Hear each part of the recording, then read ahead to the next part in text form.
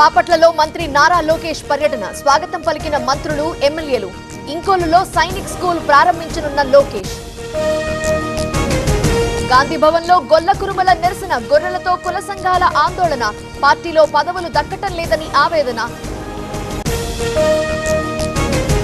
పోచారంలో హైడ్రా కూల్చివేతలు, కొరివేముల లేఅవుట్లలో అక్రమ నిర్మాణాల తొలగింపు, భారీగా మోహరించిన పోలీస్ బలగాలు. ఆదిలాబాద్ బోధ్లో అడవుల్లో పులి సంచారం, ట్రాప్ కెమెరాకి చిక్కిన కదలికలు, ప్రజలను అప్రమత్తం చేసిన అధికారులు. బెల్లంపల్లిలో ఎస్బీఐ ఏటీఎంలో చోరీ, సైరన్ మోగటంతో పారిపోయేందుకు యత్నం, దుండగుడిని పట్టుకున్న పోలీసులు.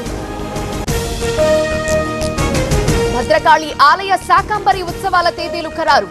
ఈ నెల 26 నుండి జూలై 10 వరకు మహోత్సవాలు, పౌర్ణమి రోజున ముగియనున్న ఉత్సవాలు.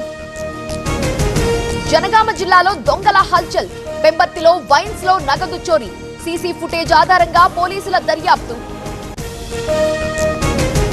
తిరుపతి జిల్లా పన్నారులో ఫుడ్ పాయిజన్, 56 మంది బాలికలకు అస్వస్థత, నగరి ప్రభుత్వ ఆసుపత్రికి తరలింపు.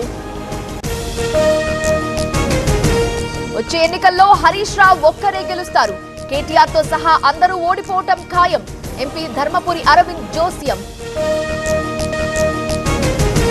శ్రీశైలంలో పెరిగిన భక్తుల రద్దీ, మొక్కులు తీర్చుకునేందుకు తరలివచ్చిన భక్తులు, ప్రత్యేక ఏర్పాట్లు చేసిన అధికారులు. శ్రీశైలం జలాశయానికి కొనసాగుతున్న వరద, ఇన్ఫ్లో 36,050 క్యూసెక్కులు, ప్రస్తుత నీటి మట్టం 856 అడుగులు. తుంగభద్ర డ్యాం కు పెరుగుతున్న వరద, ఇన్ఫ్లో 21,502, అవుట్ఫ్లో 455 క్యూసెక్కులు, ప్రస్తుత నీటి మట్టం 1,614 అడుగులు. జూరాల ప్రాజెక్టు 3 గేట్లు ఎత్తివేత, ఇన్ఫ్లో 45,000, అవుట్ఫ్లో 52,000 క్యూసెక్కులు. విద్యుత్ కేంద్రాల్లో కొనసాగుతున్న ఉత్పత్తి. గుజరాత్ లో భారీ వర్షాలు, సూరత్ లో నీట మునిగిన రోడ్లు, భారీగా ట్రాఫిక్ జామ్.